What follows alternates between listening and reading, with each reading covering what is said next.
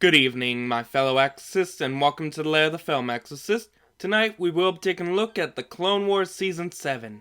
This season, we follow our favorite Clone Wars characters as they take part in the events and battles which led up to the end of the Clone Wars.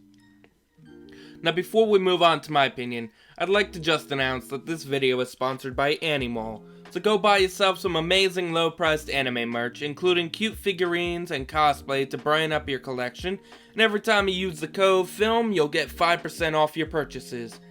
And if you don't use the code, the demons of hell will be sent to you real soon.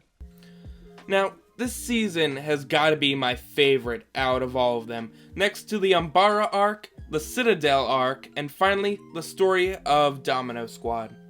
Now, the reason for this might be because of the timeline that this takes place in, which is a couple of days before and also during Revenge of the Sith.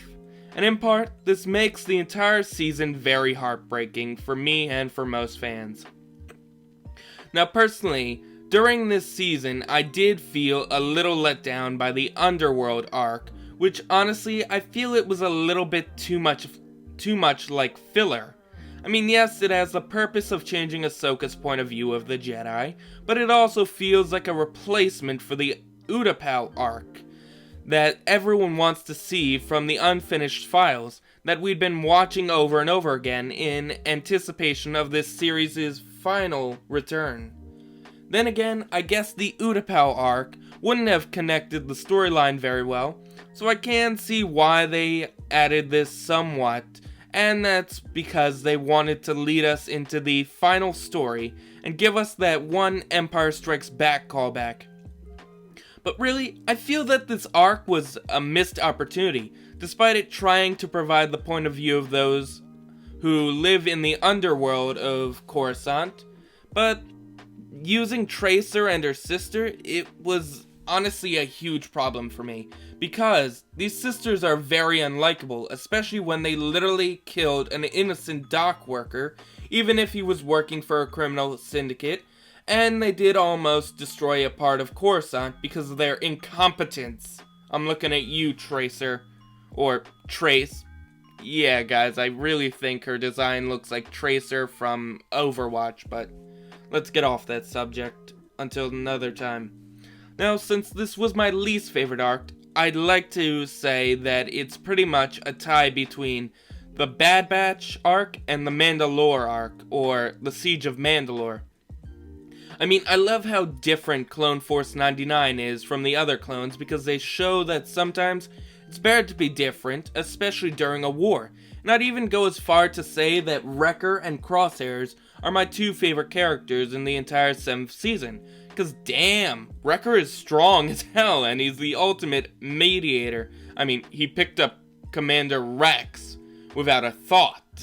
And wow. And I love how accurate Crosshairs is, seeing as he's taken out so many droids with just a sniper rifle. I mean, talk about 180 no scope or whatever it's called. Damn.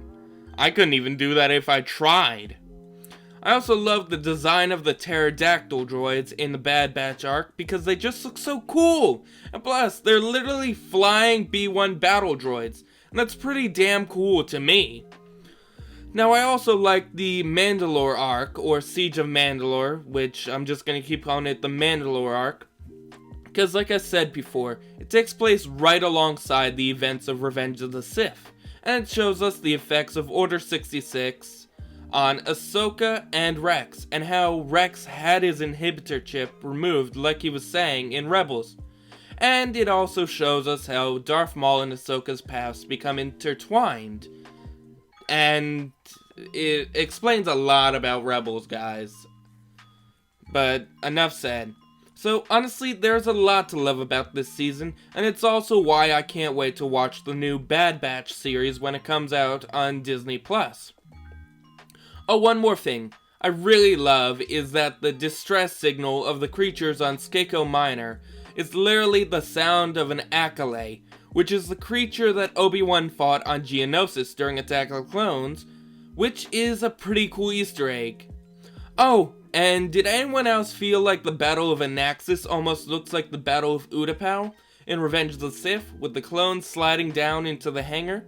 And this happens after the funniest part in the season, when Mace Windu tries to get the droids to change sides and fails. I mean, programming anyone?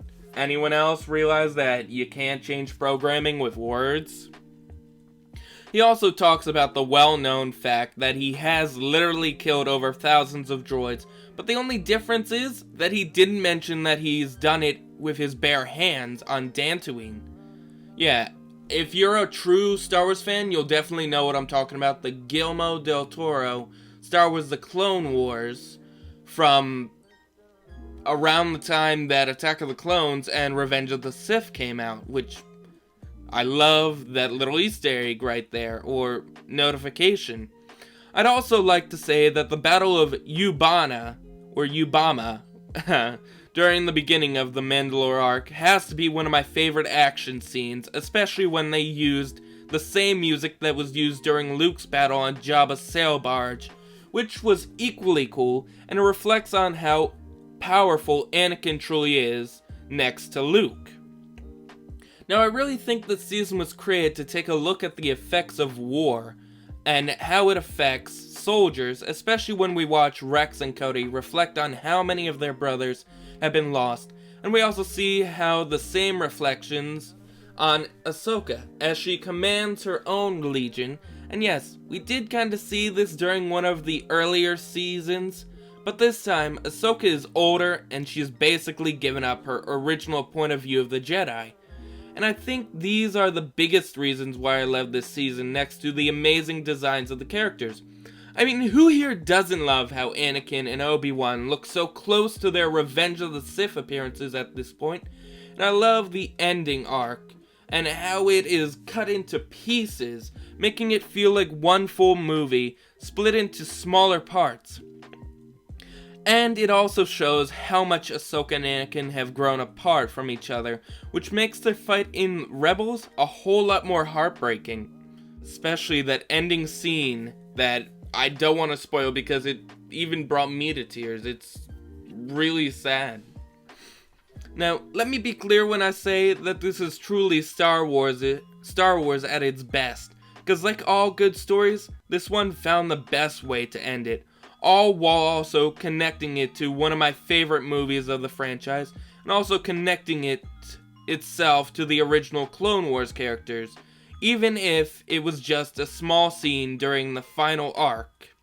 So I'm giving this season a 10 out of 10, and I'm labeling it as the best season of the Clone Wars, and finally, the Clone Wars as the best Star Wars TV series out there, just ahead of The Mandalorian for now, until it can prove itself to me that it can be better than the Clone Wars.